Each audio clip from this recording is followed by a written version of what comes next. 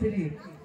বুঝাও তোমার নাম চান্দু সদাগর আর বিভিন্ন নাম আছে সোনিকা সুন্দরী তাই এই সোনিকা সুন্দরী স্বামীকে বলতে আছে যে স্বামী গো তুমি বাড়িতে এসে গেছো বলে হ্যাঁ বিবি আমি অনেকদিন পরে বাড়িতে আসলাম বলে স্বামী গো আমি যে তোমাকে না জানাইয়া না শুনে একটা কাম বড় অন্যায় করে ফেলেছি বলে কি কাম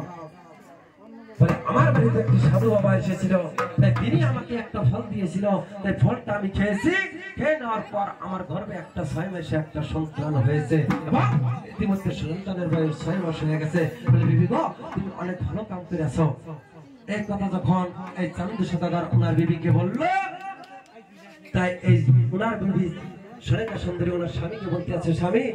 তোমার কাছে একটি আমার চাওয়ার বলে কি চাওয়া বলে আমার যে খুব হরিণের মাংস খাইতে ইচ্ছা করছে তুমি কোন বাজার থেকে যদি আমাকে একটু হরিণের মাংস এনে দাও আমি হরিণের মাংস খাই আমার মনটাকে শীতল করে নিতাম বলে ঠিক আছে বিবি তুমি বসো এখানে যাও এনে বসো যাও আমি হরিণের মাংস নিয়ে আসতে আসি যাও তুমি হরিণ শিকারে চলে যাও মানে যে সবাই যাও যাও তাই তখন চান্দু সদাগর উনি হরিণ শিকারে চলে গেল জয়া তিনি যখন এই কমল বনের মাঝে হরিণ শিকার করা আরম্ভ করে দিছে মানুষের শব্দ পায়া একটা বাঘ আইছে বাঘ কাক বানাই বাঘ বাঘ আহো একটা চ্যানেল সাবস্ক্রাইব করছে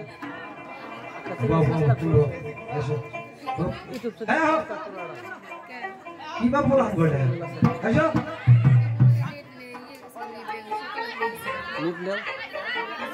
তুমি ঘরে যাও ঘরে যাও পাসপোর্ট দেন হ্যাঁ